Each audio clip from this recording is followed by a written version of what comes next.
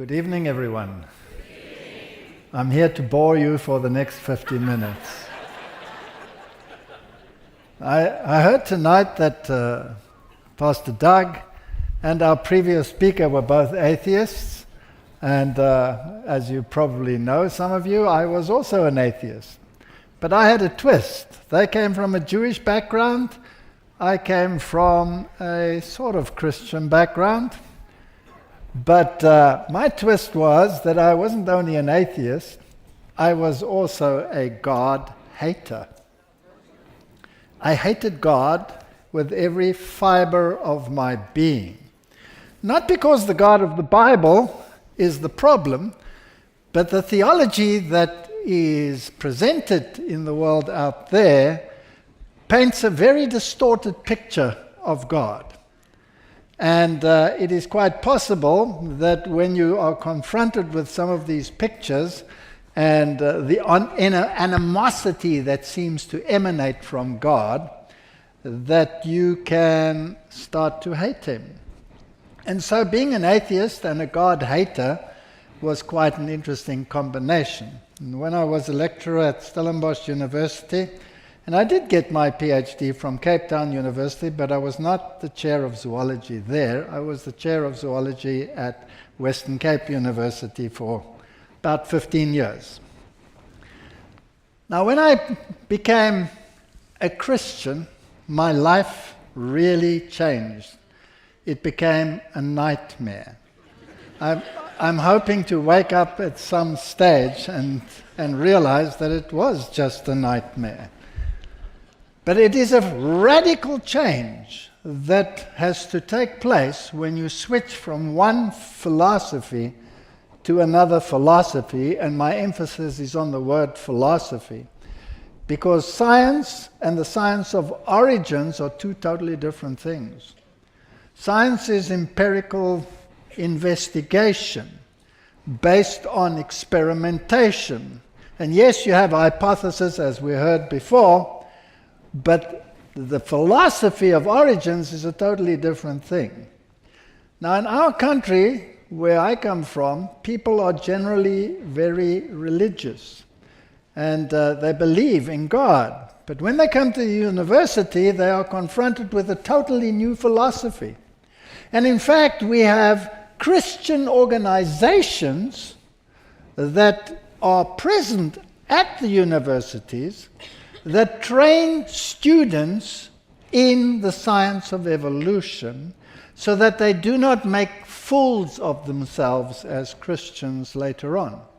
So in other words, they are literally, proselytized into believing the theory of evolution. We were never afraid of creationists.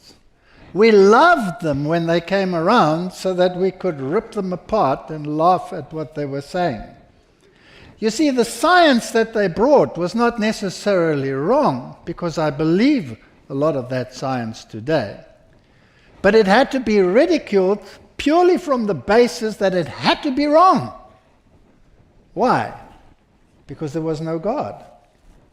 And if there is no God, whatever theory you come up with on origins, it has to be wrong, because it has to be naturalistic. There is no God. And so when a theory runs into trouble, then you have to find solutions for that trouble, and you have to change your approach, but the basic premise is there is no God. And if he were there, you'd hate him anyway.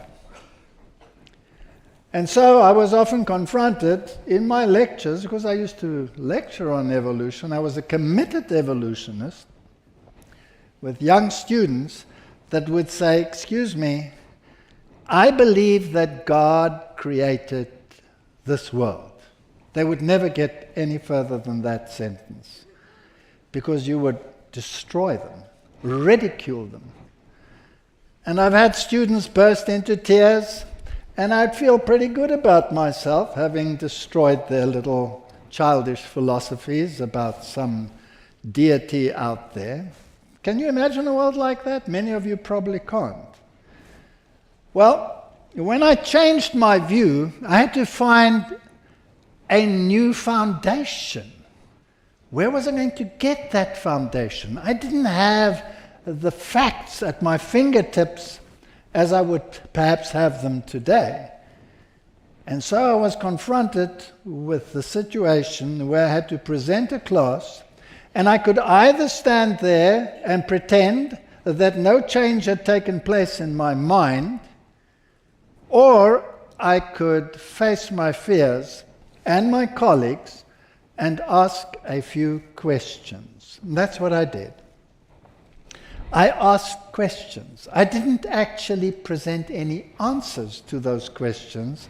I just asked questions. And to the best of my knowledge, I had 10 questions. Now, this was some 38 years ago, so I'm not absolutely sure whether these questions were the ones that I asked, but the essence was more or less what I will be talking about today. 10 questions that I presented, and the result was pandemonium. Pandemonium. I never even supplied any answers to those questions, but the result was pandemonium.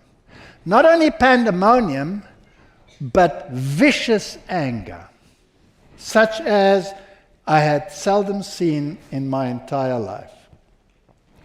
And the consequence was that a young girl got up after those 10 questions and accused the lecturers, saying to them, "When I came to this university, I believed in God, and you have destroyed my faith. And now I can see that you duped me." Now, all my colleagues were basically atheists, but some of them actually went to church and were elders in churches, but they were atheists. I don't quite know how that works, but Richard Dawkins recently in an interview said that he is an atheist, but he considers himself a cultural Christian. Because the alternative, the other religious views out there, were, in his opinion, worse. But when you read his book, that he writes about his view on God, the God delusion, he actually points out that he hates God. And the strange thing is, he hates God for the same reasons that I hated him. This vindictive deity that shoves you into hell and roasts you for all eternity on the basis of a short life, which in terms of eternity is non-existence, was rather cruel. And this was the reason why he rejected it, same as I did. So let me run through these questions before they kick me off the stage. In Exodus chapter 20 we read, "In 6 days the Lord made heaven and earth, the sea and all that in them is, and rested on the seventh day." Now you tell an atheist that he must rest on the seventh day because God created the world in 6 days. Do you think that'll go down well? Is it even logical? Why would you want to keep one day in commemoration of creation if there was no 6-day creation? That wouldn't make any sense whatsoever. That's sort of a disconcordance in your mind. And try and get your head around that one. But that is exactly what the Bible says. Now, can something like that be true in the face of all the science out there? Well, I posted these 10 questions. Let me run through them for you. If the evolution of life started with low diversity, and diversity increased over time, why does the fossil record show higher diversity in the past and lower diversity as time progressed? It's a simple question. And it's a known scientific fact that if you go back into the paleontological record, there are far more creatures out there than we have today. So we seem to be losing species at an incredible rate. And that loss is continuing to this very day. As we speak, species are going extinct on this planet. And yet you have to ask yourself the question, how is it possible that it had to start with low diversity, but when you go to the paleontological record, you see the opposite. You see zillions getting less and less as we go along. It's the reverse. So that's the first question. The second question I posed was, if evolution of necessity should progress from small creatures to large creatures over time, why does the fossil record show the reverse? It's just a question. I mean, it's logical, right? You don't start evolution with an elephant jumping out of a pool. It doesn't happen that way. You start off with a unicellular creature. It must be small in the beginning, and then it must increase in size. But if you go to the paleontological record, everything was bigger and larger and more wonderful. They must have all come from the United States of America. than they are today. So what happened? So let me show you some size comparisons. This is an artist's view, but it's pretty accurate. And it appeared in a scientific publication, so let me show it to you. There on the left, you have the sloth, the ancient giant sloth. And clinging to its side over there is the modern equivalent. Would you agree that that is quite a reduction in size? I think so.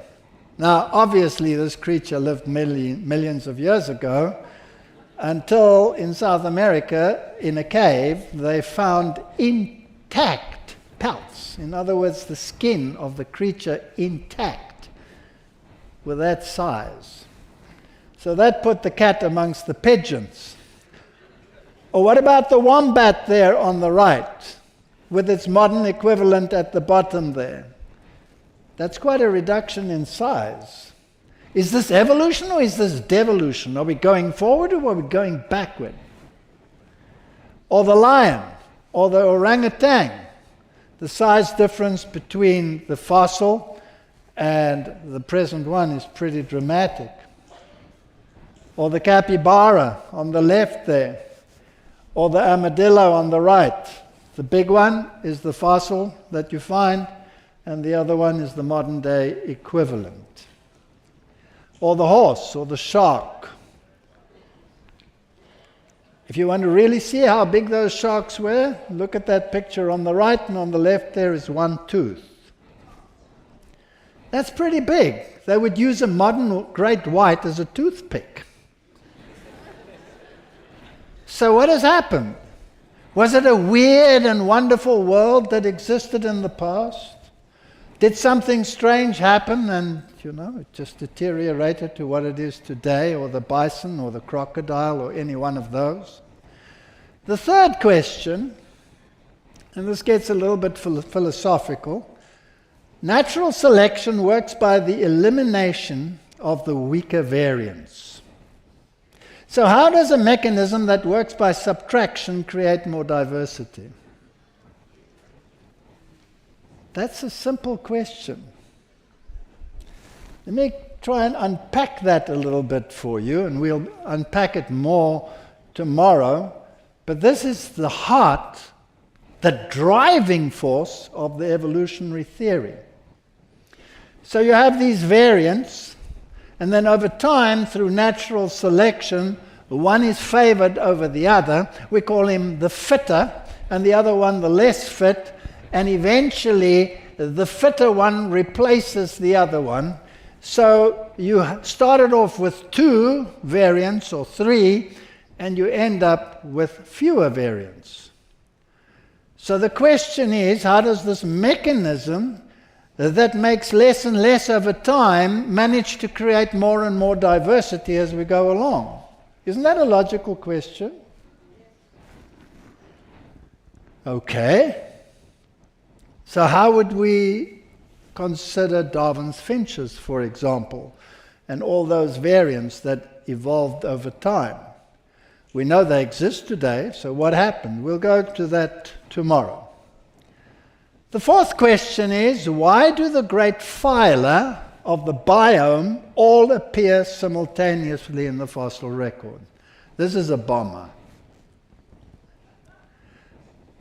And even in the oldest fossil records, namely those with the macrofossils at least, the Cambrian, why are they there all of a sudden? Now, I don't know whether you are familiar with what a phylum is. Are you? Anybody not know what a phylum is? A phylum is the largest category of similar creatures that exist. So the animal kingdom is divided up into phyla.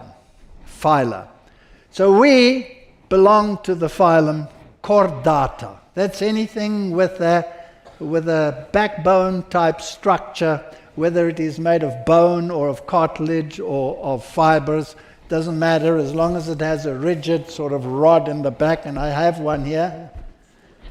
You belong to the chordates. And then you get the arthropods. They have a skeleton on the outside. Anything that has that, whether it's an insect or a crab or whatever, it belongs to that phylum. It's huge categories of creatures. Now the question is, how can these phyla appear simultaneously?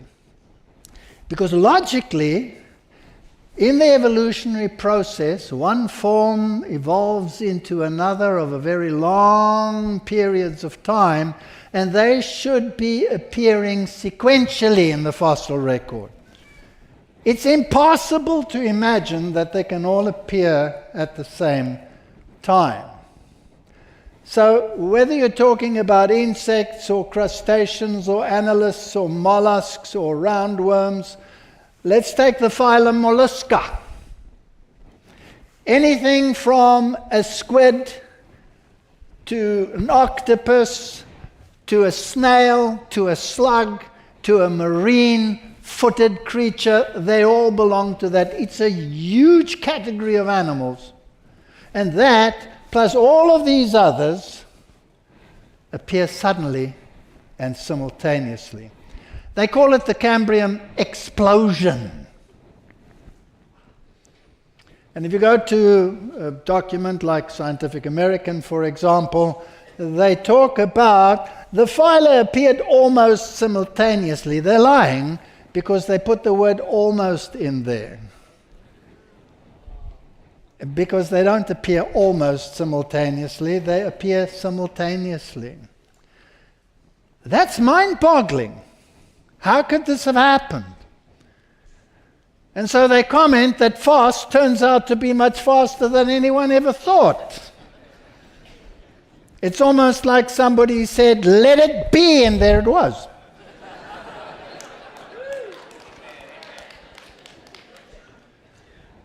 And then they have this document over here where they claim that older textbooks proclaim that our phylum, that we belong to, the chordates, must have appeared very late in the evolutionary process. But oh, troublesome science. They're there in the Cambrian explosion. In other words, they were there from the beginning. Now that must radically change your thinking. You must rethink your entire science. But there's no God. So you leave him out of the equation. You have to find a solution to this problem. And then you have another problem, that is there are no intermediary fossils. So how do you deal with it? So the fifth question was the following. Why do we have to postulate punctuated equilibrium to explain away the lack of intermediary fossils when gradualism used to be the only plausible explanation for the evolutionary fossil record? Did you all get that question?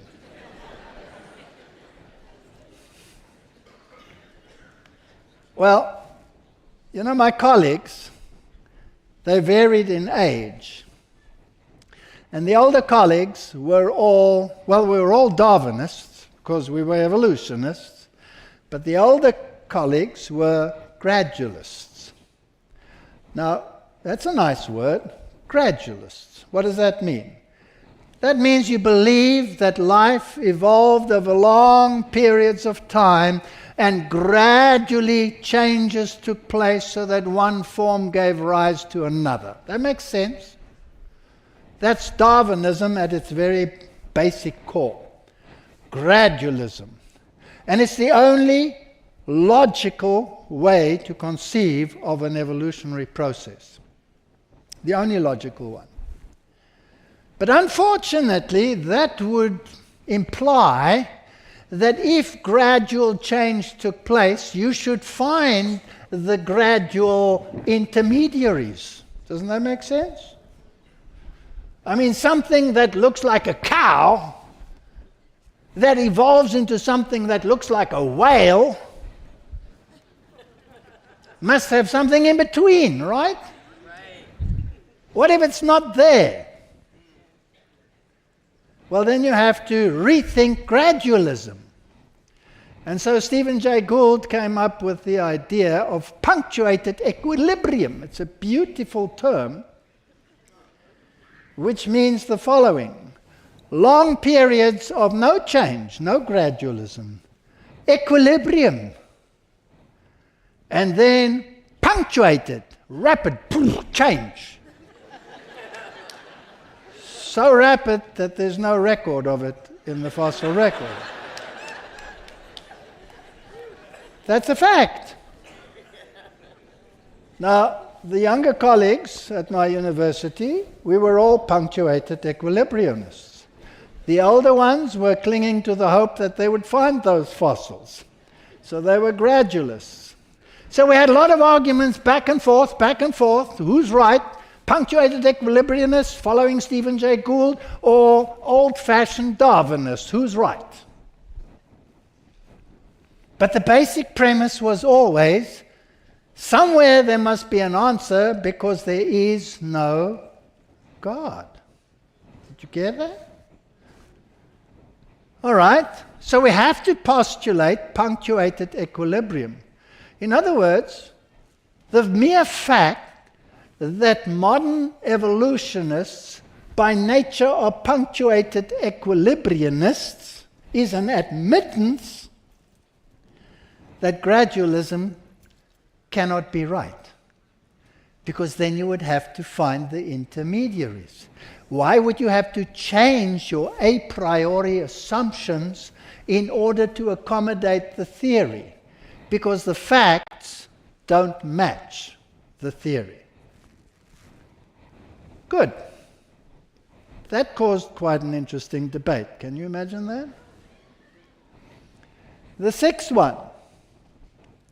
If natural selection works at the level of the phenotype and not the level of the genotype, then how did the genes, mitosis, meiosis, with all their intricate and highly accurate mechanisms of gene transfer evolve? Did you get that one? All right, let me unpack it for you. Natural selection doesn't read your genes. It couldn't care less about your genes. Natural selection only cares about what you look like. Are you a giraffe with a long neck, or are you a giraffe with a short neck? I don't know why a short neck shouldn't work as well, because there's lots of things to eat down there anyway, but don't worry about that. The fact of the matter is, natural selection only cares about what is physically there. All right, two people are running. One has got very short legs, another one's got very long legs. Who do you put your money on if you take a bet? Because who's going to win? The long-legged one, right? That's his appearance. That's what he looks like. And that we call his phenotype. His phenotype is what we actually see. So if I describe any one of you, I would be describing your phenotype. I would not be unraveling your genes and telling you what your DNA composition is like in order for you to look like what you are looking like. Natural selection doesn't read. It can't read your genes. It can just read the result of your genes. Does that make sense to you? All right, so here's the question now. If this is true, that natural selection only works at the level of the phenotype and not the level of the genotype, and there is no Darwinist who won't agree with that fact. It's an axiom. It's logical. Then the question is, how did the intricate genetic makeup and the possibility for cells to divide and still maintain their integrity, how did it come about? How did the genes evolve if natural selection doesn't care about your genes, but only about what the result thereof is, you? How did it come about? Or how did meiosis develop, where you actually halve what you have and share with the other partner and mix it up to make a new variant, which is called your child? How did these things come about? Well, the only logical answer that you have then, because natural selection doesn't work at the level of the genotype, it cannot, is that it had to come about by chance. All right, let me make this a little more simple for you then. So your phenotype is that little man there on the right. That's what you look like. And yes, you are the result of your genotype. But natural selection doesn't know that. So it only worries about the phenotype. So all your genes that code for your phenotype, how did they come into existence? Natural selection had nothing to do with it. Had to come about by chance, random chance. Rewriting and rewriting, you know the old story in the books about how many monkeys need to be typing randomly to get the Encyclopedia Britannica, and all of those ideas that they put out there. Well, eventually they say they will. They never will. They never will. They might get a word, but will they get it in the right sequence? And your DNA molecule is far more complex than we knew when Watson and Crick decoded the DNA molecule. It's far more complicated than that. So how did all of these things come about? And how did these reactions come about? Let me unpack it for you a little more. Your phenotype, in this case, is your aeroplane. And your genotype is the engineer's book on how to construct that aeroplane. Are you with me? So natural selection will want to see whether this phenotype, this aeroplane, is any good. How good is it? But that's not going to work unless you have two aeroplanes. Because selection implies that there's something to choose, right? And I understand that the United States is now building a new fighter jet that is supposed to outstrip the powers of the Chinese jets. Is that correct? I just heard that this project has been given to Boeing. That seems to be struggling because I flew here on an Airbus. So maybe that'll help them. So the natural selection is going to be which one flies best, the USA new prototype that Boeing's going to build, or is it the Chinese model? That's selection. You need two of them. Are you with me? All right. So which one is going to fly best? That was the question. Let's go back to that one. So engineers have been working round the clock, and apparently this prototype, as I've read in the news, has been tested now for some 5 years, and they're ready for production. You probably all know about these things, right? My question is, who wrote the book?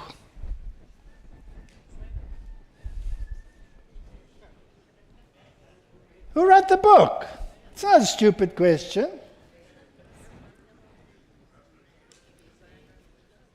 Some engineer wrote it, right?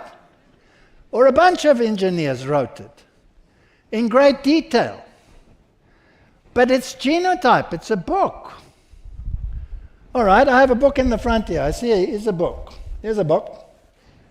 Let's say it's got all the information for that particular aeroplane right here in this book. Everything is here.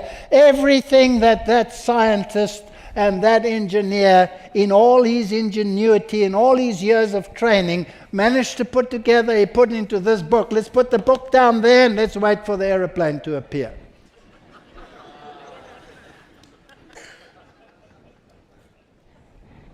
What's funny about that? How long am I going to wait? Forever. Are you sure? Yep. But all the information's here. And who wrote it? Well, when it comes to naturalistic science, who wrote it? Who wrote the book? Who wrote the blueprint about what you're all about? Who wrote it? Oh, well, you're a believer, right? There is no God. There's no God. That's ludicrous. That's childish fairy tale. Who wrote the book? Chance wrote the book. Chance wrote the book. There is no other alternative because there is no God. We can't allow a divine foot into science. That would not be naturalistic then anymore. That would be supernatural. There is no God. So whether it works or whether it doesn't work, whether it's probable or whether it's not probable, it doesn't matter. Chance wrote the book. My next question. The process of crossing over during meiosis is an extremely sophisticated mechanism that requires absolute precision. How could natural selection bring this about if it can only operate at the level of a phenotype? I don't know whether you were involved in biology courses. Did you ever, who studied meiosis here? A couple, all right. Meiosis is an incredibly precise operation. Because in meiosis, you have to halve the number of chromosomes, and you split them into what you got from your father and what you got from your mother. And then you pair them up with your partner's chromosomes.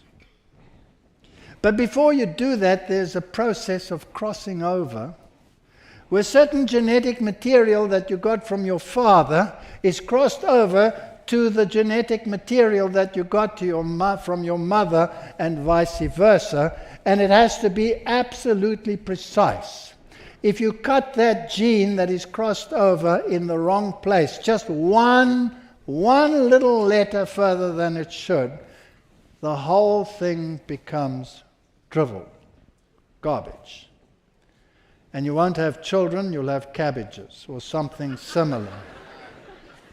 No mistakes.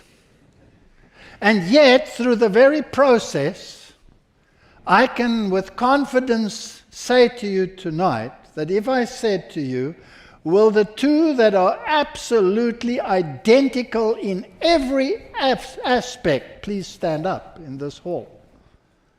Nobody would get up. Because you're all different. That's why by looking at each other, we can give each other names and not get confused, because we're all different, we're all unique. Because we have this tremendous variability that has been built into the process. How did this mechanism come about? And it is so amazing. There may be no mistake. They even give the enzymes that are involved in this activity certain names. So you have transcription enzymes that run along and make an exact copy of whatever there is you are copying. But to make sure that there's no mistake, because you don't want cabbages, you want real children, you have another 5 enzymes running after them that are called editases. That's a nice name, because they edit.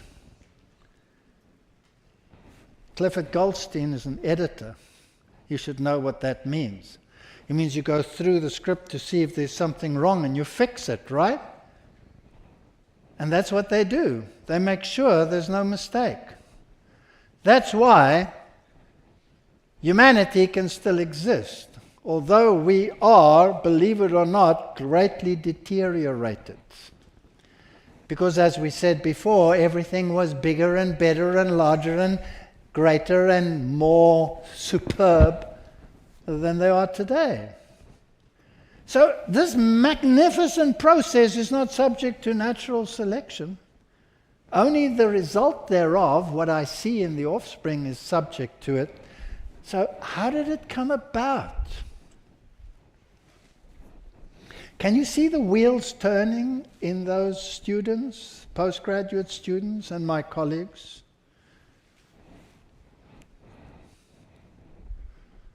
So there are your chromosomes. 23 pairs, one from your dad, one from your mom. They line up like that, and then they start switching material.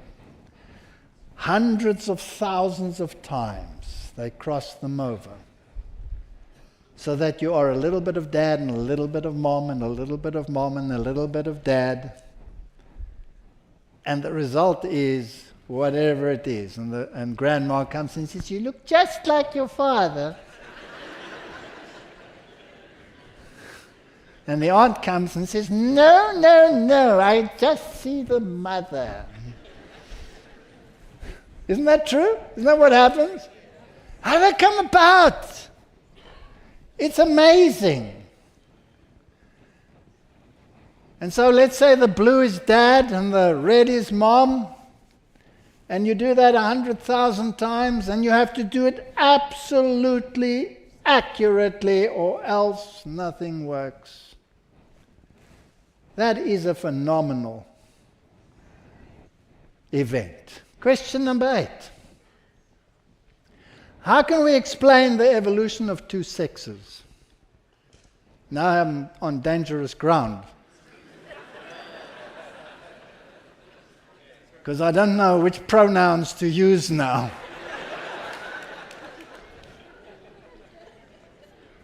But fortunately, your president said, no, we only recognize 2, so I'm okay. So how can we explain the evolution of 2 sexes?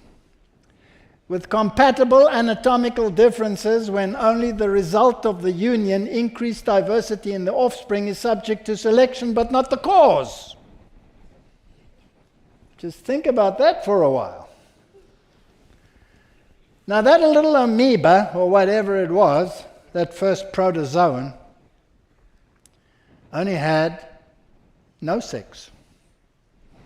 There was no partner. And then for millions of years, these protozoans increased and natural selection sorted them out until there were none left. No, I'm sorry.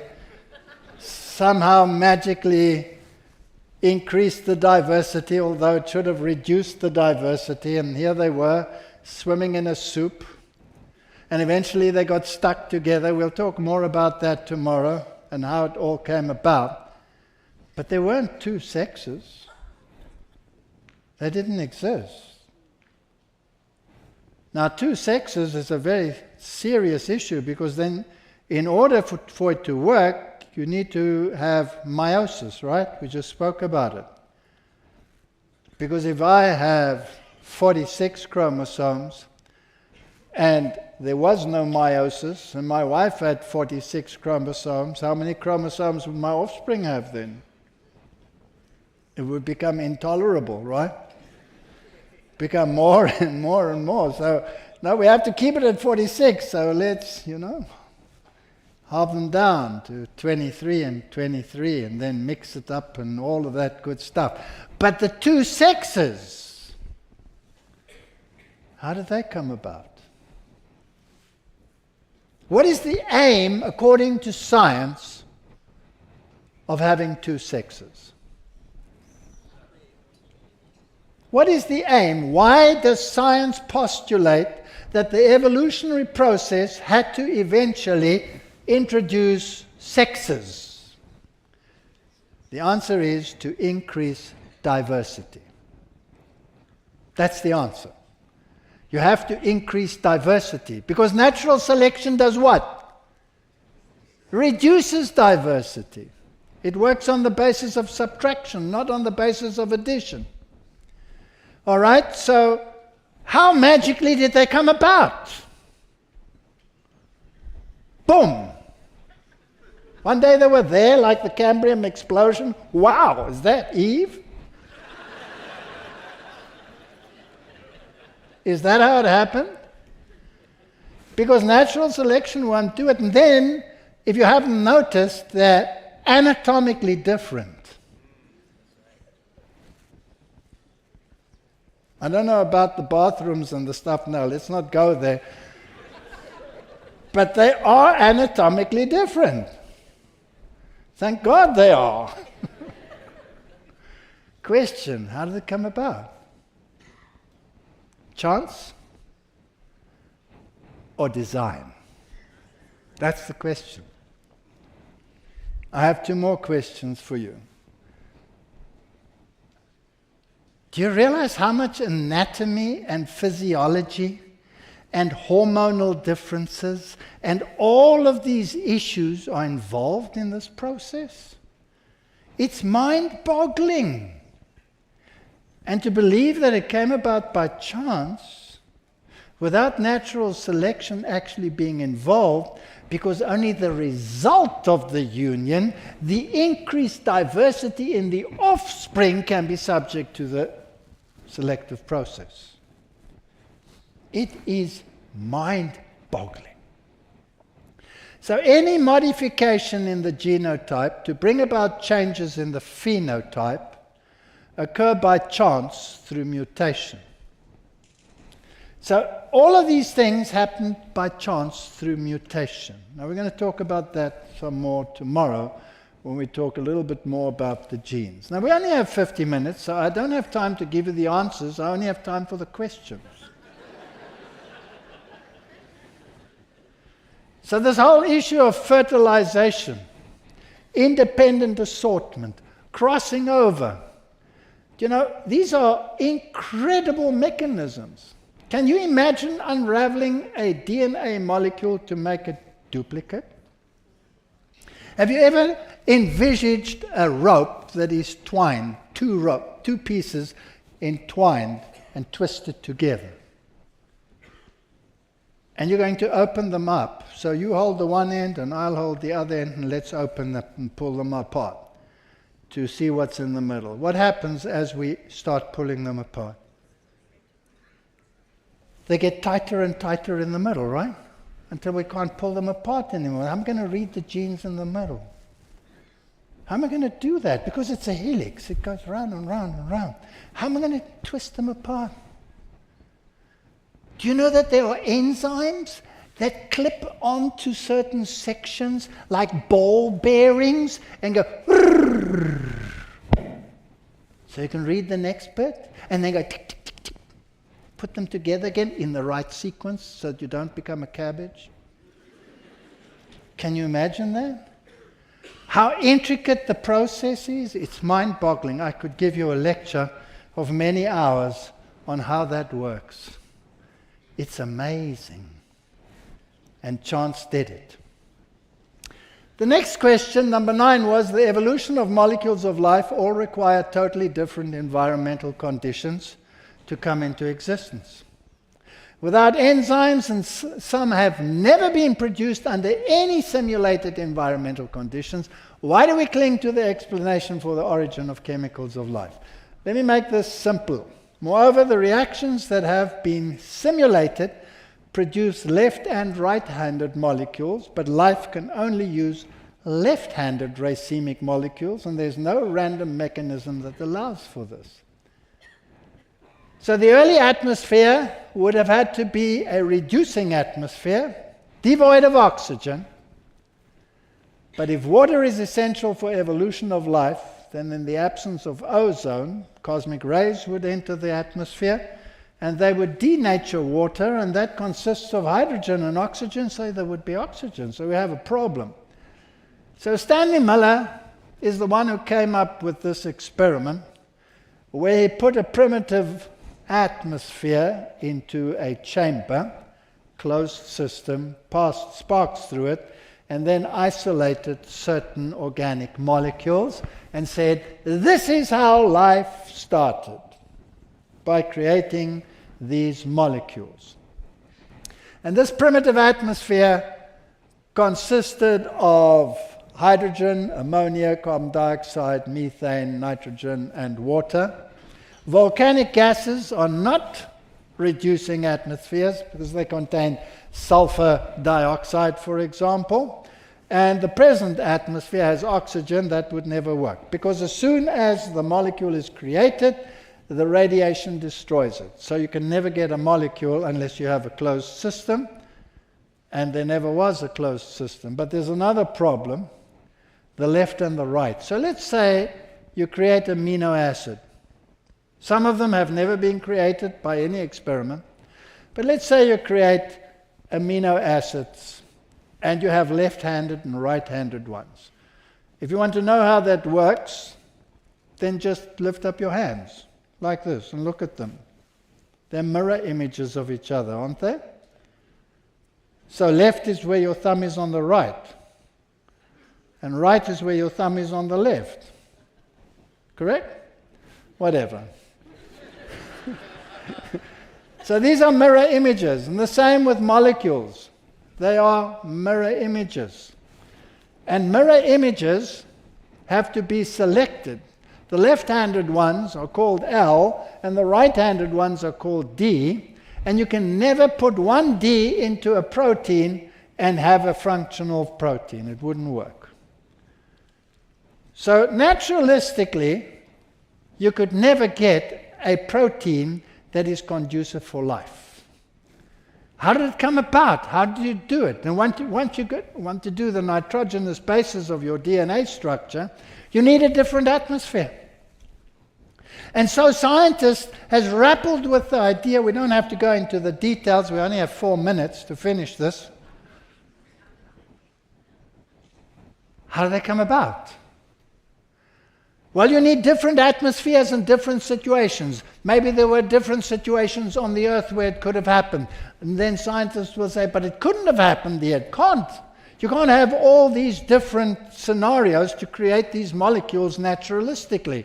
So where do they come from? So they come up with the idea called panspermia. Nice name. Which means it came from out there. And it spermed this world. It came from outer space. It can't happen here, it must have happened there. Is that a solution? If it can't happen there, why can it happen out there? Yes, it's not as easy as the textbook seems to imply. Get a couple of molecules. Ooh, this is how it happened. But you can't get the rest of them. It's very complicated. The last question. How do we explain irreducible complexity if the probability of any of these mechanisms come into existence by chance? What is irreducible complexity? It's a term Michael Behe came up with, and it's a very good one. Let me give you an example. Here's a scientific publication. If I had to read it to you, you'll probably go nuts. And so I'm not going to read it to you. On one of these problematic structures, and that is the flagella motor. The flagella motor of a bacterium or of a human sperm cell, for example, has a flagellum, and it has a motor that drives it. So it's this filamentous tail, and this structure that is inside the cell wall, and it looks roughly in the cell wall like it does there on the right, and these are all protein kinds that work together to make this thing work. And it's a highly complex structure, and it has to be absolutely complete, or else it won't work. So in E. coli, for example, and you have millions of them in your gut right now, they're all swimming around in your gut using this motor. The ones on the left use a proton motor using hydrogen, and some bacteria or organelles use the one on the right, which is a sodium-driven motor.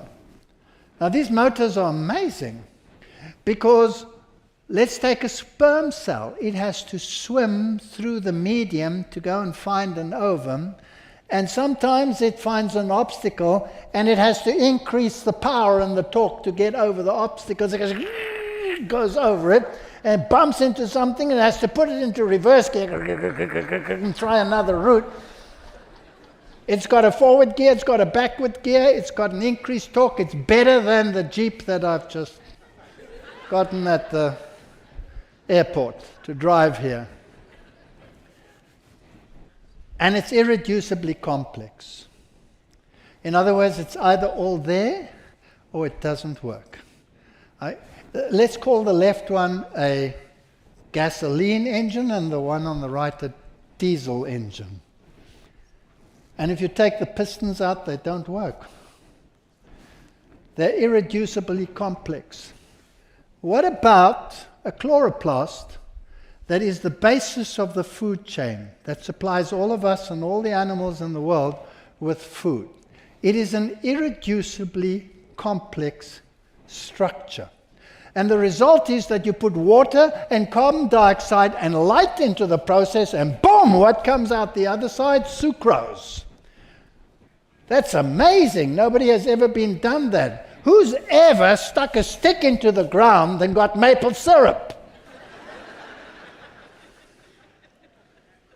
And man, we would be wonderful if we could do that. Man, why don't we think of it, but shove a stick in the ground and get maple syrup? Should be possible. So my 10 questions. Thus the heavens and the earth were finished, and all the host of them. Is it plausible or is it not? That is the question. Let's pray. Heavenly Father, science does not have all the answers. Your book supplies many answers that are in contradiction with science. And the God that is described in that Bible is described as a God of love, and yet the world teaches that you are a tyrant. What a dichotomy of thought. Help us to cut through the noise to find the God that is a God of love, that was prepared to give up heaven, to die to redeem sinners such as us. Help us to find Him, is my prayer in Jesus' name.